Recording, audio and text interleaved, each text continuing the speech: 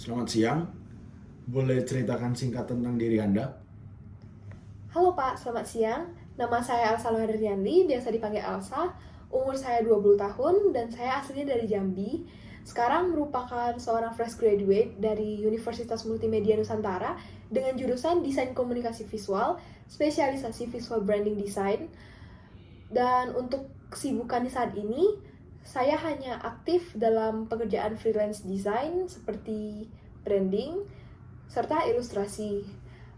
Saya pribadi sangat antusias terhadap dunia desain karena merupakan hobi saya yang saya anggap sebagai passion yang cocok untuk dijadikan pekerjaan.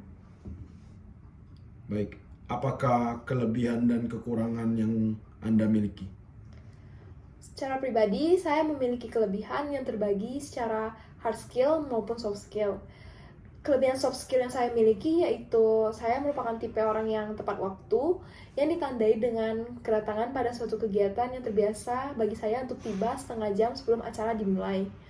Selain itu, saya juga merupakan tipe orang yang terampil dalam problem solving, yaitu aktif dalam mengidentifikasi masalah, analisis hingga menemukan solusi, yaitu dengan memanfaatkan kreativitas. Sementara itu, saya juga dapat bekerja sama dengan tim untuk menciptakan ide-ide desain yang lebih kuat. Sedangkan kekurangan pada soft skill saya terletak pada manajemen waktu terhadap pekerjaan. Namun, atas kekurangan tersebut, saya mengatasinya dengan selalu membuat catatan seperti to-do list yang digunakan sebagai catatan tugas-tugas berdasarkan deadline yang terdekat.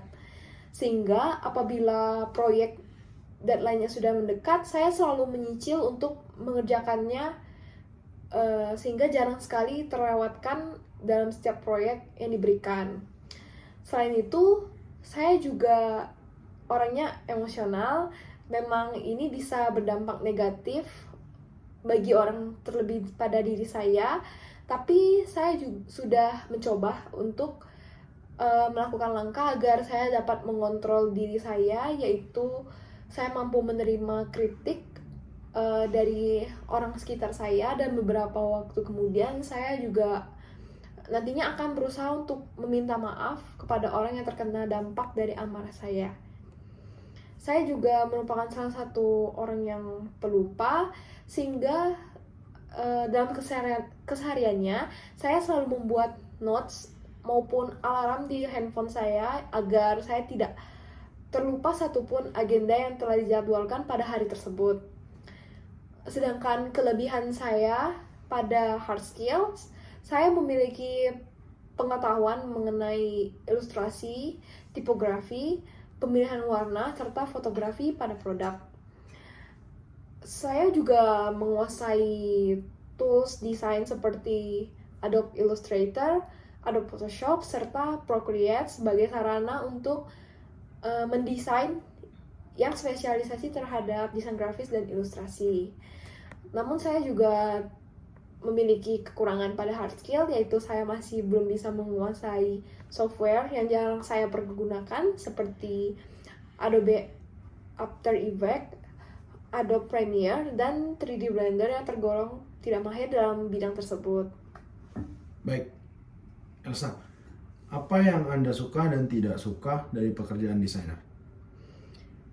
Sebenarnya hampir dari seluruh pekerjaan desain saya menikmatinya, karena saya terbiasa akan kritik dari klien, dari freelance saya itu yang tidak sesuai dengan keinginannya. Namun salah satu hal yang tidak saya suka mungkin ketika dimana saya sudah merasakan lelah, namun memiliki proyek yang banyak dengan deadline yang terbilang cukup singkat. Akan tetapi sebagai seorang desainer yang berusaha untuk menjadi seorang yang profesional juga, saya berusaha untuk mencicil proyek dari jauh hari, namun juga memberikan batasan-batasan seperti meluangkan waktu untuk beristirahat. Namun apabila situasinya merupakan proyek benar-benar tidak terkendali, saya tetap mengerjakan proyek tersebut walaupun harus bergadang, lembur, karena sudah menjadi bagian dari tanggung jawab dan kewajiban saya untuk menerima konsekuensi menjadi seorang yang profesional. Sementara proyek desain yang saya sukai yaitu tipikal proyek yang dapat memungkinkan saya untuk berkomunikasi, berkolaborasi bersama rekan kerja maupun atasan. Kemudian sebagai seorang pekerja dalam bidang desainer, saya juga membutuhkan komunikasi yang jelas sehingga saya sendiri mampu mengaplikasikan kemampuan dan keterampilan baik secara individual maupun teamwork. Karena bagi saya juga suatu pekerjaan itu memerlukan hal tersebut agar tujuan dari perusahaan dapat tercapai. Saya juga tentunya merasa bahwa masih banyak keterampilan yang belum sepenuhnya saya miliki, sehingga saya juga membutuhkan keterlibatan dari orang di sekeliling saya untuk membimbing serta berkolaborasi untuk mencapai tujuan tersebut. Baik, menurut Elsa nih, apa yang Elsa bakal lakuin jika Elsa ingin mengajukan ide pada saat briefing project? Tentunya sebelum saya mengutarakan ide dan pendapat, saya memperkirakan apakah benar saya pribadi memahami brief dari proyek yang diberikan. Apabila saya sudah memiliki pemahaman yang kuat mengenai permasalahan tersebut, terlebih dahulu saya akan mendengar pendapat dari orang di sekitar saya, anggota lain dalam tim saya, terlebih dahulu. Jika memiliki kesempatan, saya akan mengutarakan pendapat sesuai dengan yang saya teliti sebelumnya sebagai ide awal. Dan dalam penjabaran ide saya juga, saya akan menggunakan contoh-contoh atau visualisasi serta data-data atau fakta yang memungkinkan akan mendukung ide saya. Dan setelah saya mengajukan ide, saya juga akan memberikan pertanyaan yang mengundang masukan dan pendapat dari mereka untuk memperkaya ide saya. Oke. Apa yang Elsa bakal lakuin jika rekan kerja Elsa ini sesama desainer melakukan kekeliruan dalam mengerjakan brief? Apabila terjadi kekacauan dalam sesama rekan kerja, entah itu masalah komunikasi maupun kesalahpahaman, sebagai rekan kerja, saya akan mengajaknya untuk berbicara secara pribadi. Saya juga akan meminta penjelasan atas kesalahan serta memberikan solusi yang saling mendukung rekan kerja tersebut. Tapi apabila situasi memungkinkan, saya juga akan senantiasa menawarkan bantuan atau saran-saran untuk membantu rekan dalam menyelesaikan masalah yang terjadi. Oke. Misalnya nih, jika atasan Elsa melakukan kekeliruan dalam menjalankan brief, apa yang bakal Elsa lakuin? Jika benar itu terjadi, pertama saya akan terlebih dahulu menanyakan kepada atasan saya untuk memastikan pemahaman yang jelas. Saya juga akan menggunakan penyampaian yang sopan, karena posisinya juga dia atasan saya, dengan tujuan meminta klarifikasi dari atasan sendiri. Setelah itu, tentunya saya juga akan mengajukan pertemuan untuk memperbaiki masalah-masalah dan memperjelas dari brief yang diberikan oleh atasan. Sebisa mungkin saya akan mencari cara untuk memberikan saran yang tidak menyinggung perasaan atasan bahwa kedepannya ia harus memperbaiki ketidakjelasan yang mungkin akan terjadi kembali. Namun, perlakuan tersebut akan saya dasari dengan komunikasi yang jelas, sopan, kolaboratif, dan berfokus terhadap solusi, bukan menyalahkan satu sama lain, supaya terjalin kolaborasi positif pada proyek yang dijalani. Oke. Kalau boleh, coba ceritakan pengalaman Elsa ketika berada di situasi yang sulit dan Bagaimana sih cara Elsa tuh bisa mengatasinya? Tentu dalam satu proyek desain, saya dan tim freelance saya itu pernah mengalami situasi yang sulit karena ketika tenggat waktu yang singkat bertabrakan dengan perubahan permintaan klien yang mendadak, kami telah menciptakan desain yang hampir final, namun klien tiba-tiba menginginkan perubahan besar pada tema warna serta tata letak dari desain tersebut. Oleh karena itu, hal pertama yang saya lakukan adalah mengajak berdiskusi untuk mengevaluasi dampak dari perubahan tersebut pada proyek secara keseluruhan, termasuk jadwal dan alur kerja lagi yang harus kita rombak. Kemudian setelah itu kami fokus pada pembaruan desain.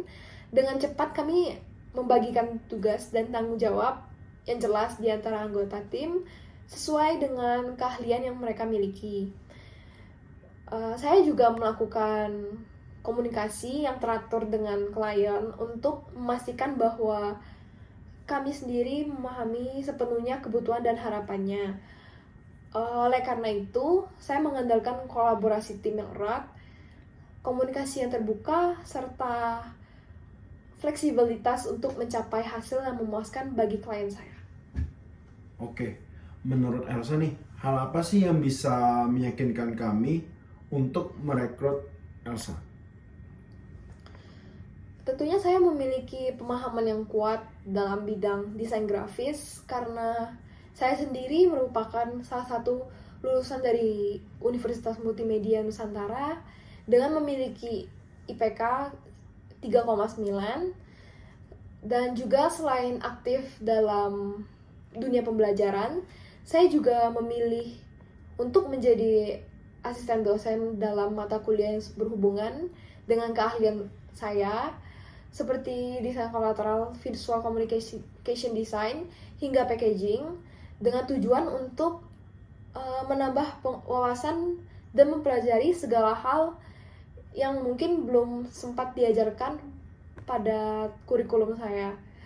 Serta beberapa proyek juga yang lumayan besar yang pernah saya lakukan dan sukses, yaitu saya bersama anggota tim saya merancang branding dan media promosi UMKM pada desa yang berada di Tangerang yang menghasilkan engagement serta peningkatan pengenalan dan penjualan produk sebanyak 110% dibandingkan penjualan sebelumnya. Oke, menurut Elsa nih, apa yang membedakan Elsa dengan desainer lain? Sesuai dengan kebutuhan perusahaan ini, di bidang desain grafis, saya memiliki pengalaman dan portfolio yang kuat dalam bidang ini. Melalui portfolio tersebut, saya juga tersedia catatan yang berupa proses dan hasil engagement yang diperoleh oleh klien-klien saya, sehingga dapat dipastikan saya telah terbiasa untuk mengenangani desain grafis dengan melakukan riset secara mendalam sehingga keinginan dari klien juga tercapai. Saya juga tentunya memiliki kemampuan di bidang ilustrasi yang mungkin dapat dibilang sebagai nilai bonus, yang apabila perusahaan ini membutuhkan jasa ilustrasi saya memiliki rasa saya juga dapat berkontribusi untuk mengerjakan proyek tersebut. Selain itu, saya juga memiliki keinginan tahuan yang tinggi sehingga mampu menghasilkan kemampuan untuk beradaptasi dengan desain-desain yang sesuai dengan kebutuhan proyek nantinya. Dengan hobi, keahlian, dan pengalaman yang saya miliki, saya yakin bahwa saya dapat dipercaya oleh atasan maupun rekan kerja dalam perusahaan ini. Oke, baik. Apa sih rencana Elsa untuk 3 sampai 5 tahun ke depan? Harapan saya dalam 3 hingga 5 tahun ke depan ini, tentunya saya ingin terus memperdalam pemahaman saya dalam desain grafis, baik dari segi teknis maupun kreativitas. Salah satu fokus utama saya adalah meningkatkan kinerja saya dengan proyek-proyek yang bervariasi yang mencakup berbagai industri dan platform desain. Saya juga berencana untuk terus belajar dan mengikuti perkembangan teknologi yang terbaru dan desain grafis, serta saya juga ingin memperluas pemahaman mengenai perangkat yang dapat saya gunakan untuk terus mengikuti tren yang beredar. Dalam jangka waktu ini, apabila saya diterima dalam perusahaan ini maupun perusahaan lain nantinya, saya juga bermaksud untuk terlibat lebih aktif dalam komunitas desain, baik secara lokal maupun daring, karena saya ingin berbagi dan memperoleh juga pengetahuan, belajar dari sesama yang profesional, serta memajukan industri desain secara keseluruhan. Baik, terima kasih atas jawabannya Elsa. Selamat siang. Terima kasih Pak, selamat siang.